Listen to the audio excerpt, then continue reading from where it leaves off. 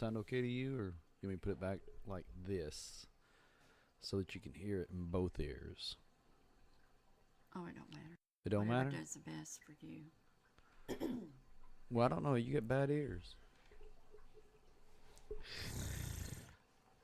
So, we're in. Okay, let's get this started. 3, 2, 1, go. Hey, Mom. Hi. What's going on? Not much. Enjoying this dreary weather. Tell the folks where we're at. We are in Vancouver, Washington, visiting your daughter, Kaylee, and my granddaughter and her husband and our grandson, Levi. Well, we're visiting them. I'm going to adjust this microphone so you can talk to the side of it. Well, we're visiting them because you had to do that funeral. So I came up to see my grandbabies.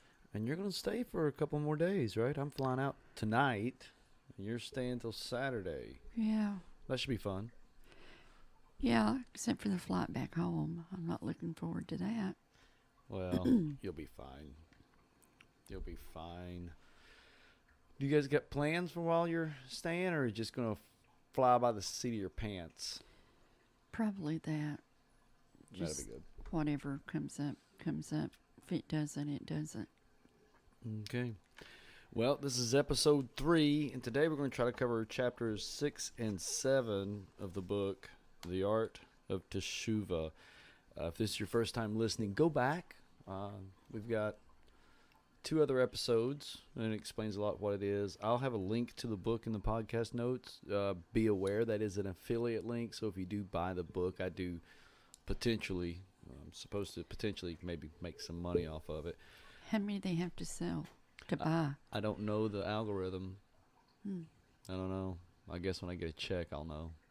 I guess. Well, I guess.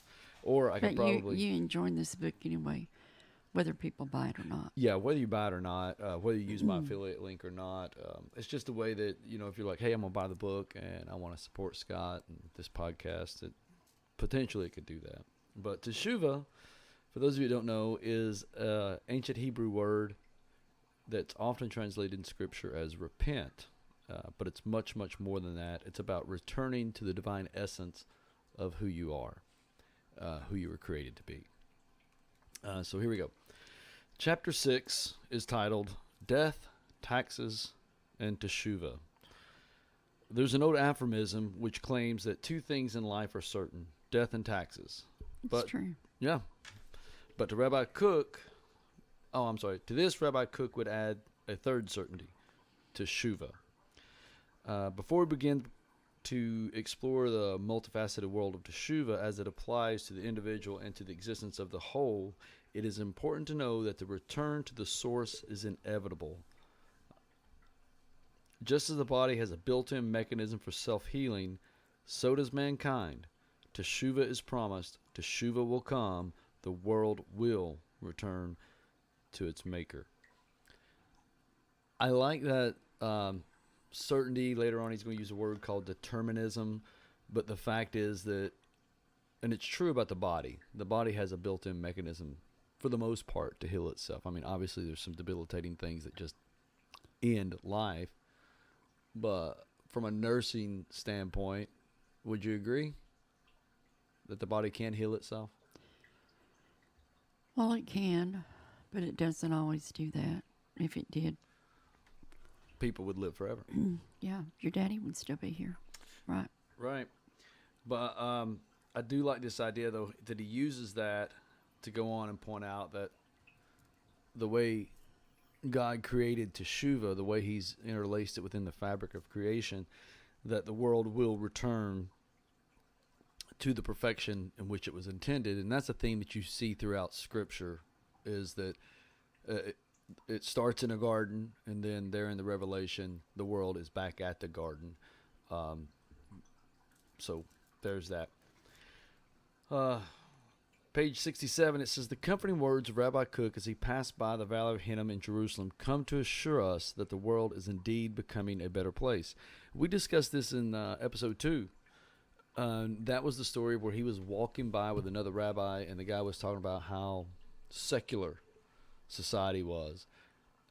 based on just a few generations ago, all these people's families were Orthodox and were very, very religious and carrying out the ways of the Torah, and they aren't now.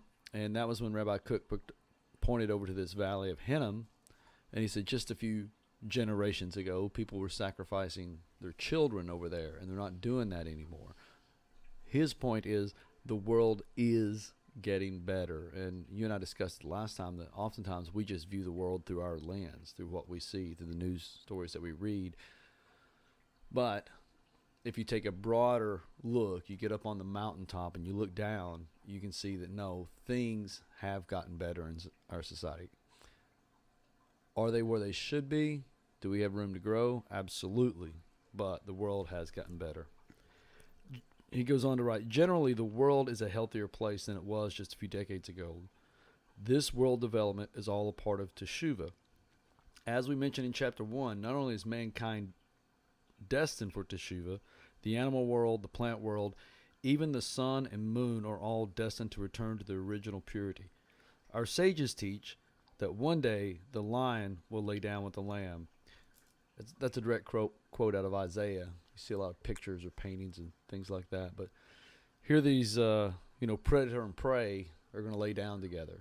Yeah, that's amazing, isn't it? To think that that little lamb is going to lay down with that big ferocious lion, and whether that lion's hungry or not, he's not going to bother him. Not going to bother him. It goes back when they threw Daniel, was it Daniel, in the lion's den? In the lion's den, and all those lions didn't hurt him. That's, to me, was an amazing story. It is an amazing story. You'd think one of them would eat him, you know, God's in control there. Well, and the ironic thing is, typically when they did that, they'd starve the lion for a few days. Yeah. So he's going to be hungry. Right. Nothing is more certain is the title of this next section of this chapter. It says, one might argue that while the world constantly develops in cultural and material spheres, Teshuvah is destined to remain a dream.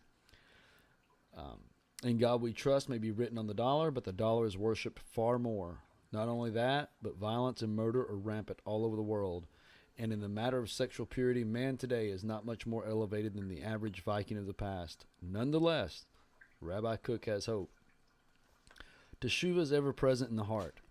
Even at the moment of transgression itself, Teshuvah is hidden in the soul, and it sends out its rays, which afterward are revealed when remorse calls out for Teshuvah.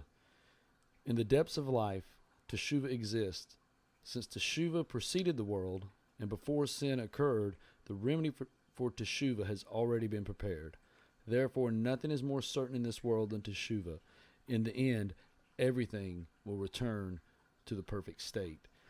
He's going back to this idea of returning to that perfect state in which everything was created. I like this idea, though, where he says that Teshuvah preceded the world and that Teshuvah is already there.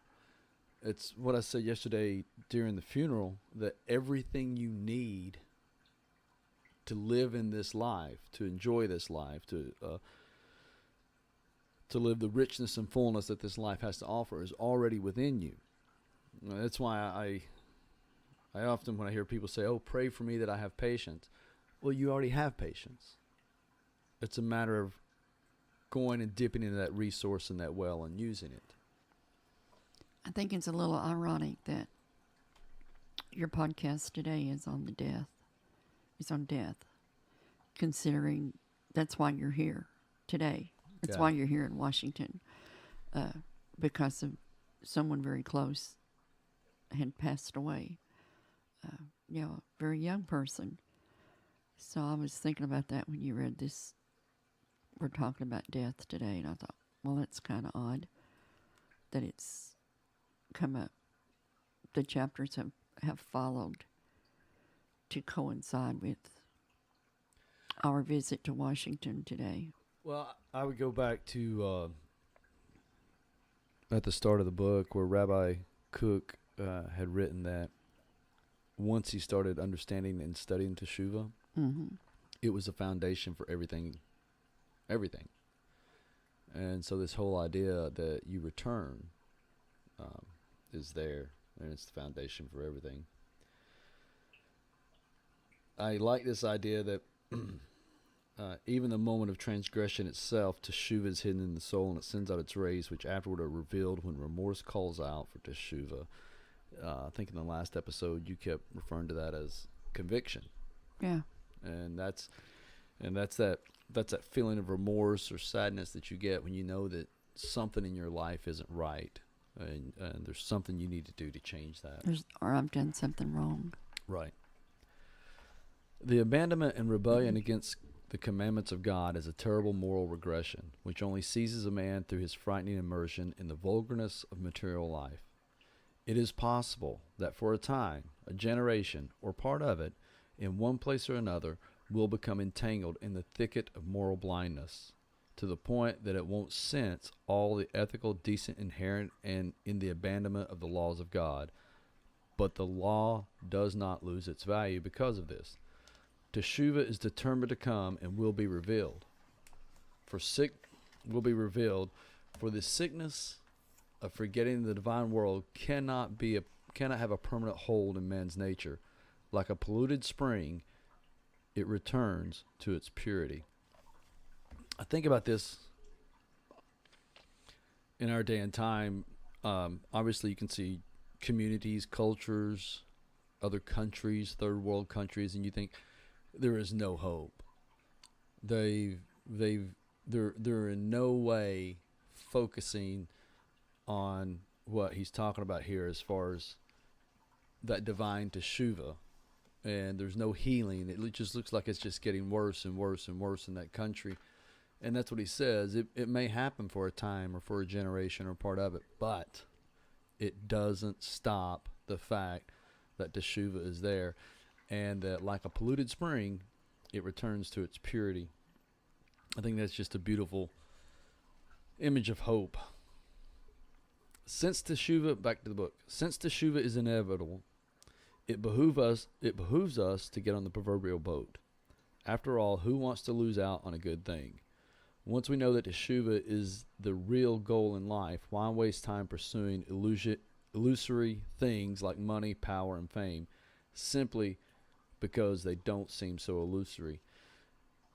Those are tangible things, money, power, fame.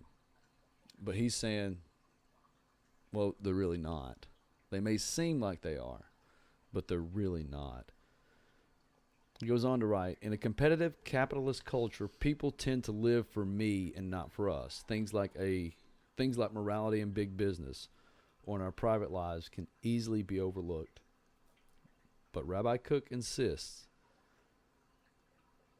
this is destined to change. The future will reveal a miracle of power of teshuvah, and this revelation will capture the whole world with an incredible fever. A new revelation will captivate every heart with its wonder, and its spirit will influence all people. Then the world will rise to its true rebirth. Sin will cease, and the spirit of impurity will be consumed as if burned, and the evil will vanish like smoke. One day, the world is going to get turned on to teshuvah. There's a footnote there, and it's footnote number 14 on page 71. And it quotes Zechariah 8:22-23. And many peoples and mighty nations shall come to seek the Lord of hosts in Jerusalem. And they shall take hold of the corners of the garment of a Jew, saying, let us go with you, for we have heard that God is with you. This idea that he keeps coming back to over and over, and we discussed this, I think, in chapter 1 and in chapter 2, that when we begin to return to our true divine self, not only does it make us better, but it draws other people to that divine essence as well. And when they're drawn to that divine essence as well, and they become better, then the community is drawn to that divine essence. And as that community is drawn to the divine essence, this ultimate prophecy here that's found in Zechariah, the world is drawn to that divine essence. It's that whole idea that I'm not, at first you do teshuvah, at first you start getting healthy for who? For you. Right? But as you begin to get healthy, other people see that. How many times you see on social media that they've got, they share those Facebook posts of somebody who got healthy. They were on this diet and they're doing that. And then somebody else says, oh my gosh, I want that. Well, then they start doing it. Yeah, they see something that they like, or they can see a difference in a person, and they think, well, they done it. Surely I may not do as well as they, but I can do a little bit, Right. hopefully.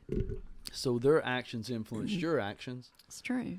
And your well, actions. It's the same with Christianity. When you see someone and you see how their life is, how they're living their life, I'm not saying they're not going to have problems, because they are, and they're going to have issues. But there's just something about a person that you have known before, maybe when they didn't know Christ as their Savior, and then when they come to know Him and accept Him and they surrender to that conviction, you can see a difference in their life, and people around them can see that, and they can see what great things they can do, or not necessarily great things, but the joy they can share with someone else, or maybe just be able to be there and listen to them better. I think you have a better ability to listen to people and to say, look, I've been there.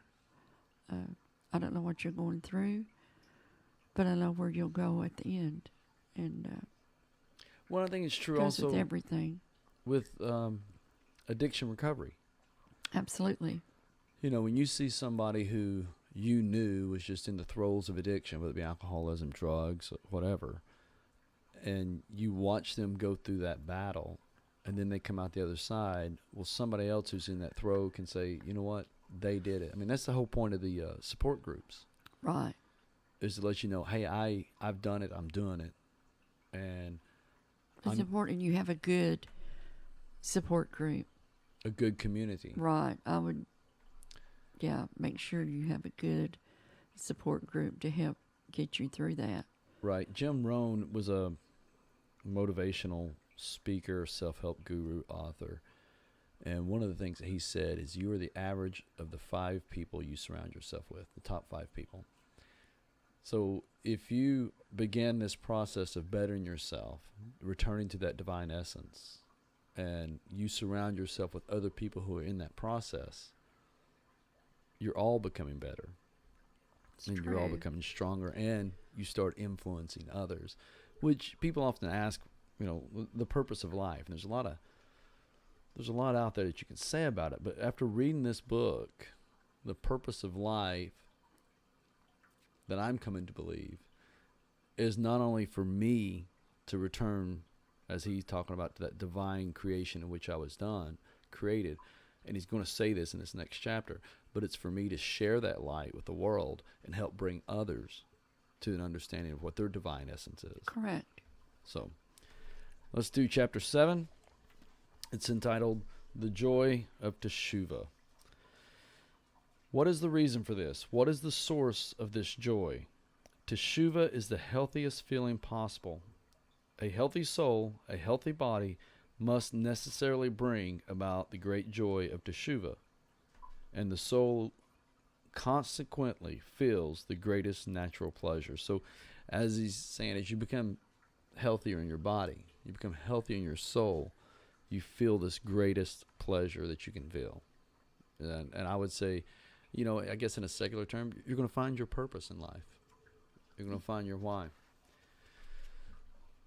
Back to the book, page 74. It is important to note the connection which Rabbi Cook makes between Teshuvah and health. As we learned in chapter 2, a healthy body is an important foundation of Teshuvah. Contrary to the picture of the penitent as a gloomy, frail, bent-over recluse who shuns the world, the true Baal Teshuvah is healthy, happy, robust, and bursting with life. I like that he points out that contrast.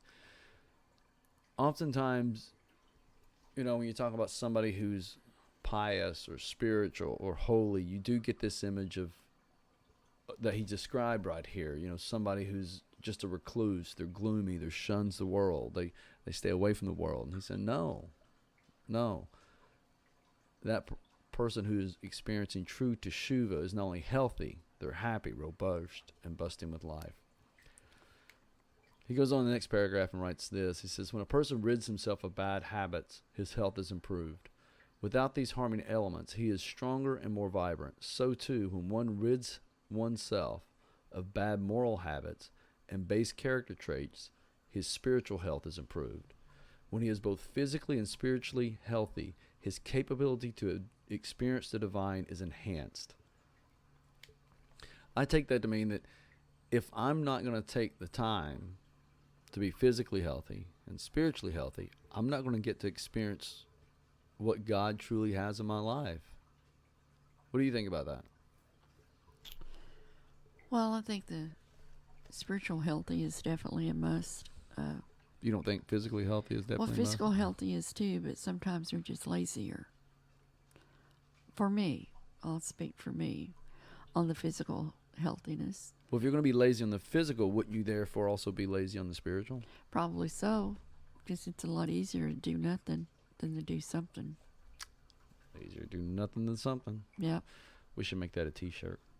It is. You know, it used to be enjoy the view from the pew. Yeah.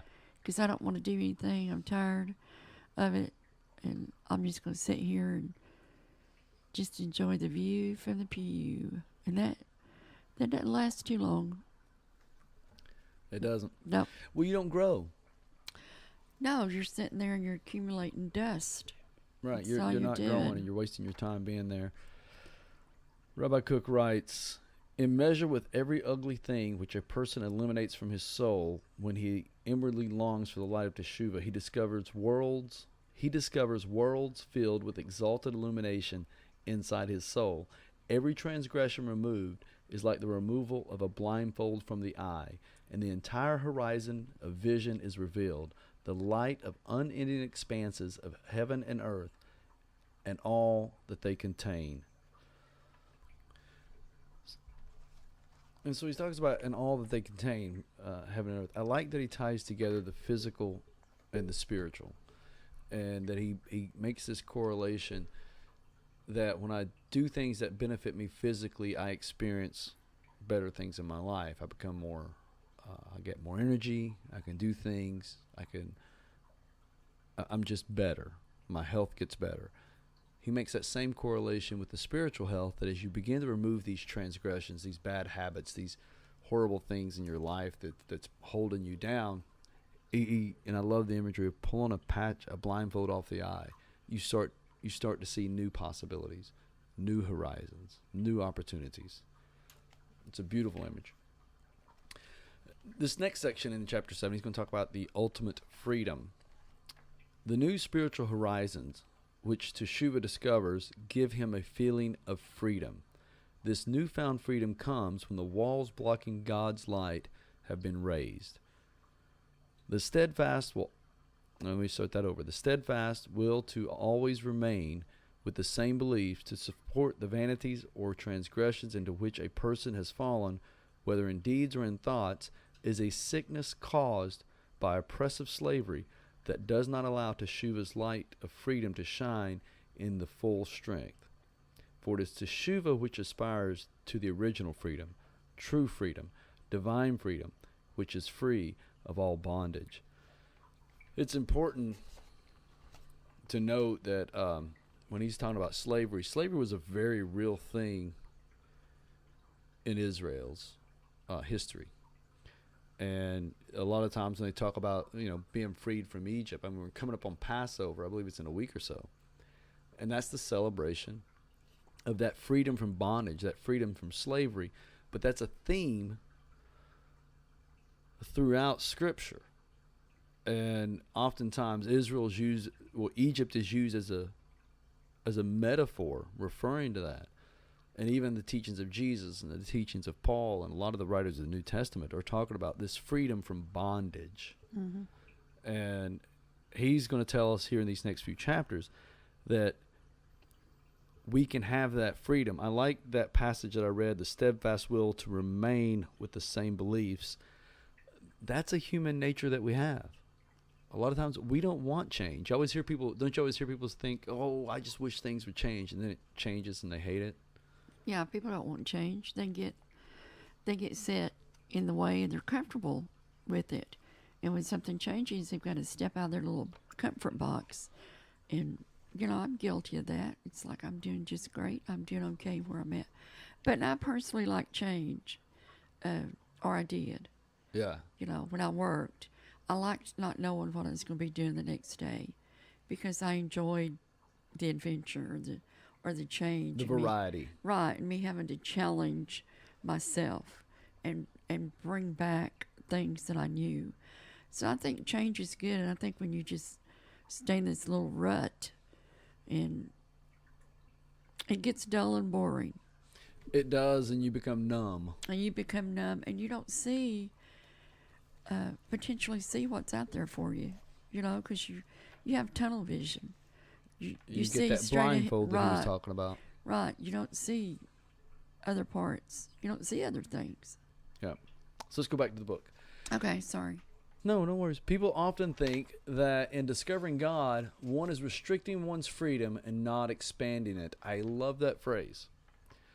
I heard somebody say the other day that it's not that people don't know, and I'm paraphrasing this, so it's not that people don't know or don't understand things of faith.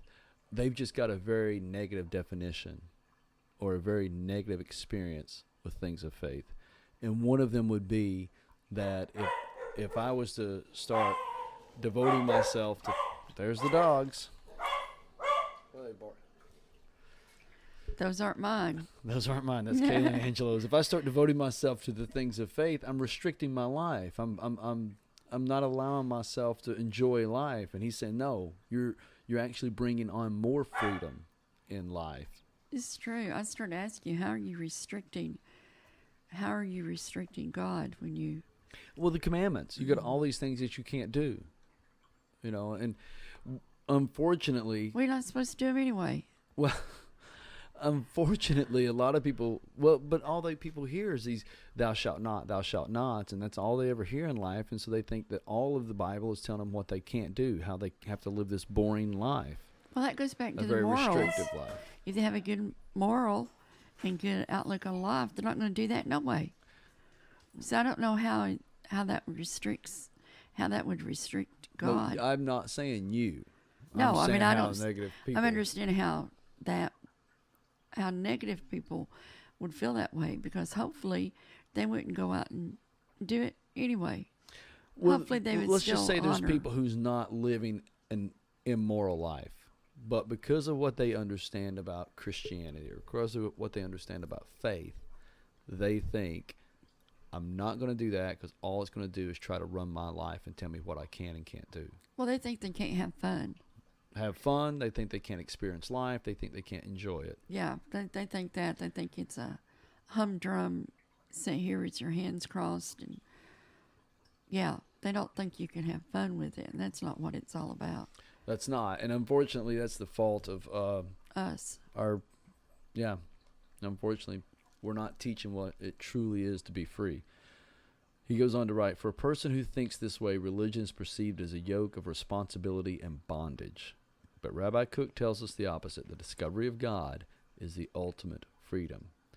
Often, this is what you and I were talking about earlier, often people are afraid to set out on a course of teshuvah because they associate repentance with pain. While pain is a part of the teshuvah process, the hardships of teshuvah are quickly erased by the joy which the Baal Teshuvah discovers. We will explore the connection between teshuvah and pain in more detail in chapter 11. So, guys, stay tuned for chapter 11. It is important to note that the pain a person feels when he confronts his sins and his unholy past is only a temporary phase of teshuvah. It resembles the pain of surgery.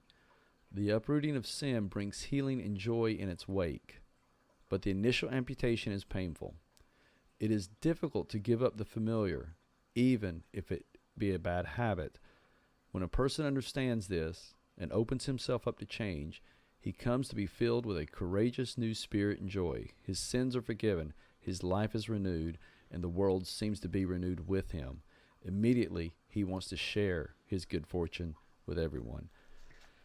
I think about that, and I keep coming back to this for some reason in my head. I think about that when I see people who have recovered from addiction. it's painful at first. I mean, they become a recluse. They don't want to do anything with anybody. It's painful. I mean, not only do they have the detox and withdrawals, they've got those urges to go back while their brain begins to rewire, and those neurons begin to, create new pathways so those urges aren't as bad.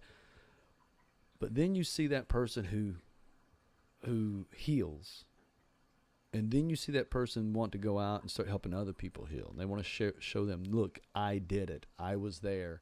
Let me show you how. They want to share that good news. I just thought that was just a beautiful picture, and I do like that imagery. It goes back to what you said, that often a person doesn't want to give up the familiar. Well, going through detox is painful. Yeah. And to watch a person go through that is painful. And it's dangerous. Yeah. So, yeah, it's painful. And you're talking about surgery. Well, you go in the hospital and you're feeling great because you've got to have surgery. You're feeling pretty good. You come out of surgery and you are hurting. And it's like, wow, I wasn't in this much pain before, even though you needed the surgery. Mm-hmm. But you're going to go through pain while you recover. Mm-hmm. So it's the same, I guess, the way you're putting it, that book is saying. You're feeling okay, and then you decide you're going to quit doing drugs or quit alcohol or quit whatever. Right. And You want to then, start to better your life spiritually. right. And you're going to go through, it's going to be painful. Or the same person that says, okay, look, I'm going to start losing weight. Oh, it's horrible. It's painful. Yeah, because you like the cake and bread and Or just sitting there and watching taters TV. and potato chips. It's good stuff, but Yeah, but then you put it down, and that's painful. That's painful to give it up. It's Yeah. painful to walk by that soda and not grab it. It's painful to not just, sit there and watch TV all day, to get up and actually go do something. But the more you do that, the easier it becomes. And then as that starts to become easier, you start to enjoy it. You start to actually enjoy feeling better. well, you can justify that. Yeah, this stuff is good, so it was made, so I need to eat it, which is not true. If you can have a bite, not a whole piece of pie bite, but a bite and then walk away, then go for it. That's discipline. Yeah. But if you don't have the discipline, if you go can't through eat the that pain. whole pie, if you can't put that down, you're in trouble. Yep. And I'm talking to myself here too. It's a lot easier for me to eat a piece of pie than it is for me to eat a bite. That's why when you and I go out to eat, we share. we get dessert and we share, and we get a small dessert. Right. So now he's going to talk about this joy of Teshuvah. Another reason why the joy of Teshuvah is so great is because the happiness of Teshuvah is felt in the soul. There's something about when you feel something in your soul. It's much, much better. Feels good. Yeah, when a person does Teshuvah, he opens his soul to a river of spiritual delight. Not only are his senses affected, Teshuvah touches his soul. Let's see, there's a passage I didn't highlight. When the light of Teshuvah appears, and the desire for goodness beats purely in the heart, a channel of happiness and joy is open, and the soul is nurtured from the rivers of delight. Remember, he had that imagery in the last episode about Teshuvah as a river. It's going, it's working. The question is, are you in with the flow of Teshuvah or not? Now he's going to talk about heroes, and he has some things in here about the people that we idolize in our society. And then he goes on and says, the true man is a person involved in Teshuvah. He is a person who is always seeking to better himself, the person who is always trying to come closer to God. He is the man who is open to self-assessment and change, who is open to the courage to confront his soul's inner pain and transform its bitterness into joy. He has a footnote here. It's on page 79. The footnote's number 11. The more a man delves into the essence of Teshuvah, he will find in it the source of heroism. Who is a hero? The man who conquers his evil inclination. You can do a lot of great things in this life, But I think the greatest of those is to confront your own inner demons and to be able to wrestle with them and to be able to overcome them. And we all have that. And that's what he's saying here. When you can get your soul and you can put those under control, that's heroism.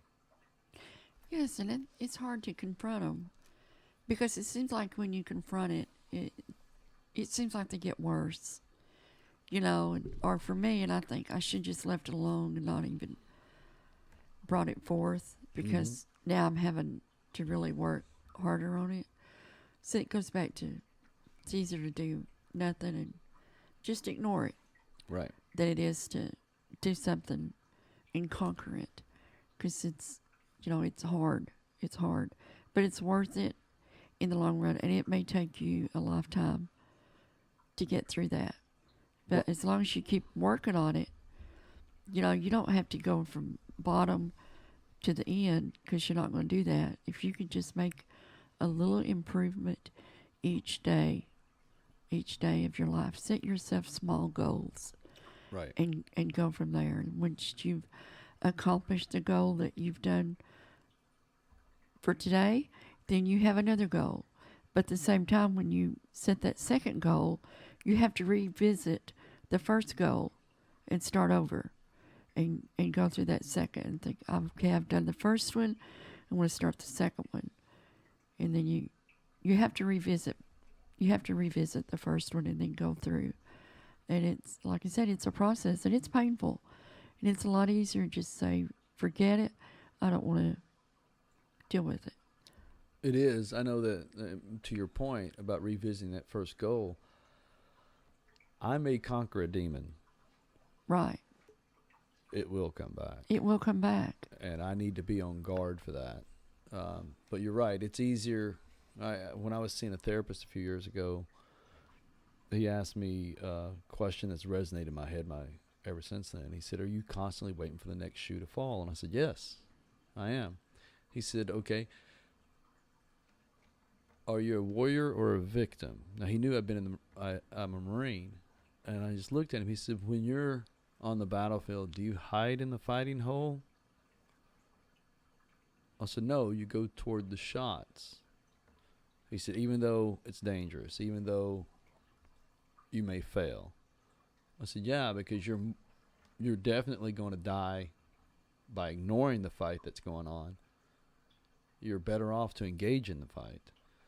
And that's true with those demons. I'm better off to engage those demons than I am to ignore them, because if I ignore them, they will beat me and beat me and beat me. But if I am willing to engage them, I might get beat down, but I can get back up and I can engage them again. You know, I heard so many people say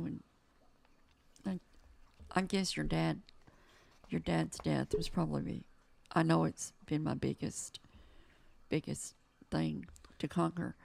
But I've heard so many people say, Linda, you're strong. You know, I'm thinking, no, I'm not. I'm not strong. I can't do this. But at the same time, I hear you saying, Mom, you've got to do this. You know, you do it at your own pace. You go a little at a time, and then tomorrow you do a little bit more and a little bit more. And then you'll find times like when we came up here to visit, and it's like, do I really want to go? Because I know there's going to be a lot of issues here with Dad that I've got to deal with. Right. And am I going to be able to handle that? So, and you're right back. You go right back. But when people, I guess that was bothered me the most, when people would say, you're strong. You're a strong person. I'm thinking, no, I'm not.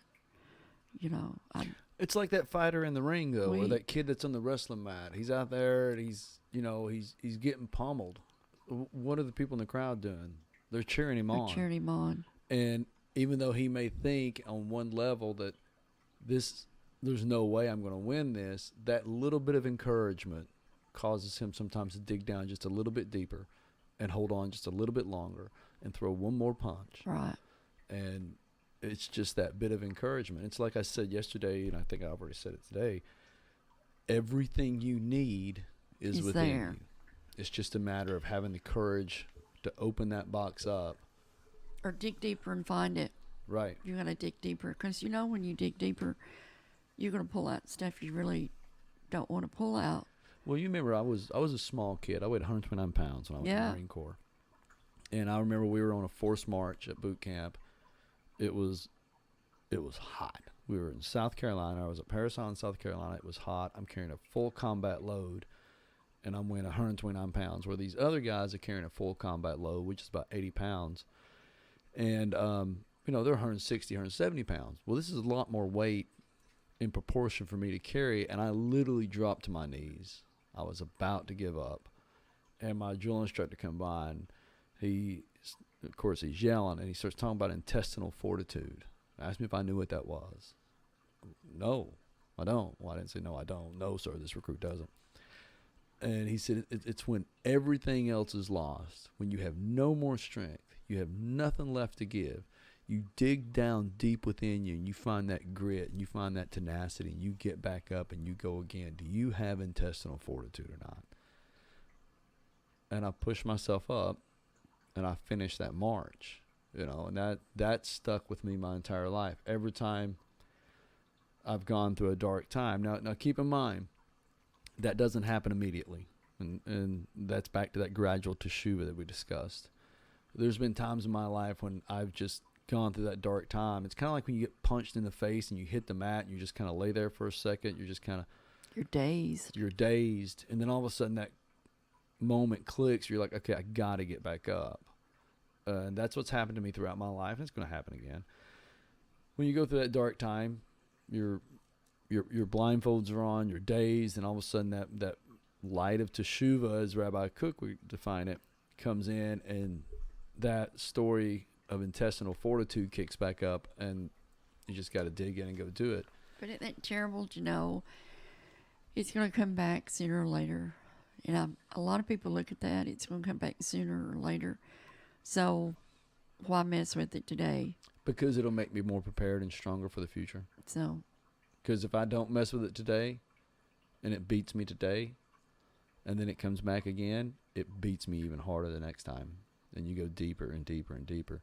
If I confront it today, and even if I don't completely destroy it, the next time it comes by, I can see it coming. And that's one thing I've noticed about my life. I can see certain things coming. It's like, okay, I know I'm in this situation right now. I know what my body's going to do. I know where my head's going to go if I don't do something now. And so, and that's like the reason I take the supplements that I take, the vitamin D, the B12. I know in the winter, I know what's coming. I can almost tell you to the day, certainly to the month, when I'm going to go into that dark, bad feeling time. So I know that's coming. I start preparing ahead of time. I start doing other things to make sure that it's not going to be as bad. Well, and you can see it on your face. Right. You can see it. You can see it in your personality and your outlook and how you react to others. It does. And conversely, well, as Rabbi Cook is teaching, not only does the negative affect others, the positive does too. The positive does too. And he's going to put that right here. Teshuva elevates a person above all the baseness of the world. Notwithstanding, it does not alienate a person from the world, but rather the Baal Teshuva elevates life and the world within him. Sometimes people have a misunderstanding of Teshuva. They think that Teshuva comes to separate a person from the world. The opposite. By participating in the life around him, he elevates not only himself, but also the world. After returning to God, he must return to the world. It is our task to bring healing and perfection to this world, not I'm in the belief, or hell in the sense of the afterlife. I'm in the belief that every time Jesus mentions heaven or hell, he's talking about this life, how you can have it in this life, how to live now. There's very little discussion. Even the prophetic discussions are about how life is going to be in this life. There's very little discussion at all about what it is to pass on to the next world. I don't think Jesus would have changed that message. And certainly when you go back and try to read in the context of what he's saying, he's telling people how to live in a life. Now remember, Rome was in power. Their boot was on the neck of the Jewish people. They were ostracized. They were under a lot of oppression. And he's coming in telling them, you can have the kingdom of heaven now. It's at hand. And when you come to that understanding, not only do you bring healing to yourself, but you can bring healing to this world now and the people who are around you now. Where you are in the book, considering why we're here today, helps think of things. And guess what chapter 8 is entitled? I don't know what. Thoughts Make the Man. Remember that book by James Allen I let you read? Yeah, that was a good book. As a man thinketh, so is he. It's also a passage of scripture. It's a direct quote out of the scripture, but he's going to talk about the psychic, how you think, and we'll look into that. Oh, that could be scary, couldn't it? Well, you are what you think oftentimes, right? That's what I'm saying. It could be scary for me. Well, right. It's like I talked yesterday, the stories we tell ourselves. The stories that we believe. Well, it's easy to tell myself stories because I'm the one that made them up. And it's easy to believe them. It's easy to believe that who I am right now is who I am. Is who I am. Is the totality of who I am. And what Teshuvah is teaching us is, no, it's not who you are. And by the way, you did a great job yesterday. I thought you did great, not because you're my son. Well, but that's why you thought I did great. No, you really did do good. And well, that one was. I was worried about you because I figured it would be hard, and I'm sure it was. But was that one harder than Daddy's? In a very different way. Different way. Shortly after this happened, I was texting with Rebecca about it, and I told her, I said, I often wish. I'm wondering if I could have done more, if I could have been more influential, if I could have took a more active role in mentoring Tyler, if I could have took a. And she said, you couldn't have done any more. And I said, well, I don't know. She said, well, I do. And I thought, well, I don't know. But you always have that. You always have those thoughts. Oh, absolutely. But he was at your house, like you said. You was the Kool-Aid house.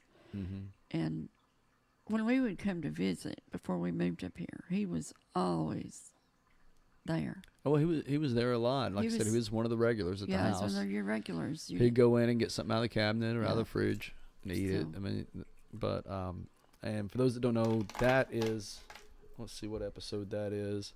I just posted it. 24, I think. It's episode 24 of the podcast. This will be episode 25, so just go back. You can look it up. Well, and I like the poem that you read. That was a cool poem. I never heard it. It didn't said have the I'm author. free. Yeah. That was good, because really and truly he's free from his demons that he was fighting. And from his health issues. From his health issues and from everything that was going on in his life. It was a sad day, a sad moment, and I won't begin to say that I know what she's going through because I don't. His mother, and I hope I never have to go through that. But, you know, we never know. We never know, and I hope she can dig down and find her inner strength and, you know, do her grieving and be able to pick herself up a little and Kathy did very go forward. I thought she did well. She did very well. I was obviously worried about that. I got there early, like I promised her, and made arrangements with the funeral home. Now, that for those of you who are in the South, we're in the Pacific Northwest. Funerals are a little bit different here. They're a lot different. Okay, they're a lot different. They're a lot different. In this particular funeral home, where everybody gathers, where that eulogy is read or that message is shared, to the right and behind the speaker is a family room that's got a one-way glass. So if the family is just too grieving too much or doesn't want all the energy or all the I'm looking for a word, all the emotion, stress of everybody coming up and talking to them, they just want to be left alone. There's a private entrance there. It's got its own bathroom. It's got a private exit out of the funeral home so the family can get there. And that door is also leads into the area where everybody is sitting. So what we did was the funeral director went and showed Kathy, gave her a tour of that, told her everything that was there for her, and so Kathy and the family elected to sit in the front row, and right next to them was that door. If things got too stressful, she could get up and just go in there and be alone, and then exit on her own. But she didn't. She stayed through it, and she did great. And she did. She did good. I don't know how you would do sitting. I guess you'd do okay, but I felt like with your dad, it was important for me to be present. But we didn't have that option. No. Not there. But it's important. Different cultures are different, and they have funerals longer away than what we do. A lot of people do up here than what Typically we do in Tennessee. in the South, within a few days, within that week at least, the body's buried or interned. Yeah. A lot of times it's not here, just because a lot of people here are transplants, and Right. so they're giving family and friends time to get in town for it. Plus, it's a pretty large community, and so and there's not a lot of funeral homes here, and so you also have scheduling issues that you have to deal with.